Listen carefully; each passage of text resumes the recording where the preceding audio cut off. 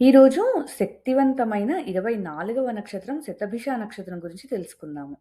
ఈ నక్షత్రము పూర్తిగా కుంభరాశిలో ఉంటుంది. అధిపతి రాహువు, అధిదేవత సముద్రాలకు అధిపతైన వరుణదేవుడు.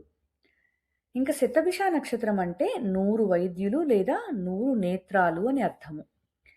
ఈ పేరులోనే దీనికి వైద్యము, ఆరోగ్యము లేదా రహస్యాలను ఛేదించడంతో లోతైన సంబంధం ఉందని తెలుస్తోంది.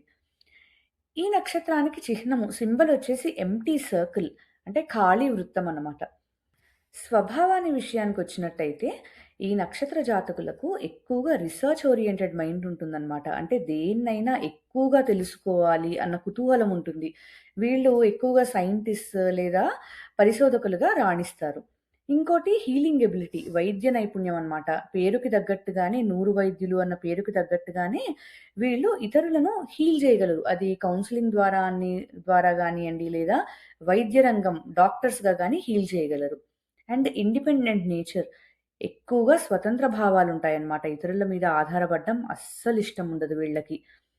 ఇంకొక మంచి క్వాలిటీ ఏంటంటే నిజాయితీ. చాలా ముక్కుసూటిగా మాట్లాడడము, స్పష్టంగా మాట్లాడడము, అబద్ధాలు చెప్పడము వీళ్ళకి అస్సలిష్టముండదు. అండ్ ప్రతికూల అంశాలు చూసినట్టయితే ఏకాంతం అన్నమాట. వీళ్ళు ఎవ్వరితో కలవడానికి ఇష్టపడరు. వాళ్ళంతట వాళ్ళు ఒంటరిగా ఉండడానికే ఇష్టపడతారు. అండ్ వేరే వాళ్ళ అభిప్రాయాలు వీళ్ళు అంతగా వినడానికి ఇష్టపడరు. చాలా మొండిగా ప్రవర్తిస్తారు. ఇంకోటి బ్లంట్ స్పీచ్. అంటే నిజాయితీని నిర్మొహమాటంగా ఎదుటి వాళ్ళకి చెప్పేస్తారనమాట. అది ఒక్కోసారి ఎదుటి వాళ్ళని నొప్పిస్తుంది. ఇంకో విషయం అపనమ్మకము. వేరే వాళ్ళని అస్సలు నమ్మరు త్వరగా. ప్రతి విషయంలోనూ అనుమానం పెంచుకుంటారు. శతభిష 4 పాదాలు గనక గమనించినట్టయితే మనం మొదటి పాదము ధనస్సు నవాంశలో వస్తుంది. దీనికి అధిపతి గురువు.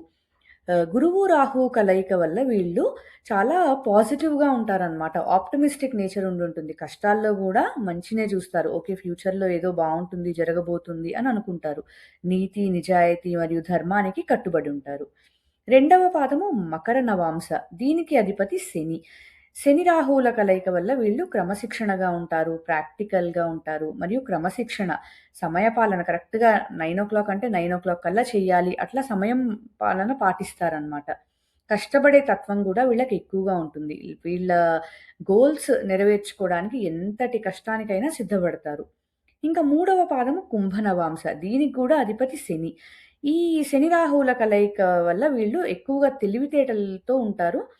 ఇన్నోవేటివ్‌గా ఆలోచిస్తూ ఉంటారు. పరిశోధన, సైన్స్, టెక్నాలజీ ఏదన్నా విషయాన్ని లోతుగా పరిశోధిస్తారు.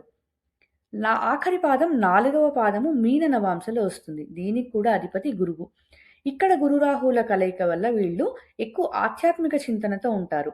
ధ్యానము, యోగా పట్ల ఆసక్తి ఉండొచ్చు. ఇతరుల బాధలను వీళ్ళు ఈజీగా అర్థం చేసుకోగలరు. ఇంకా హెల్పింగ్ నేచర్ చాలా ఉంటుంది ఈ పాదంలో ఉన్న వాళ్ళకి. చూసాం గదా! శతభిష నక్షత్రం గురించి. వచ్చే వీడియోలో పూర్వభాద్ర నక్షత్రం గురించి తెలుసుకుందాము. ఇంతవరకు చూసినందుకు ధన్యవాదాలు. నమస్కారం.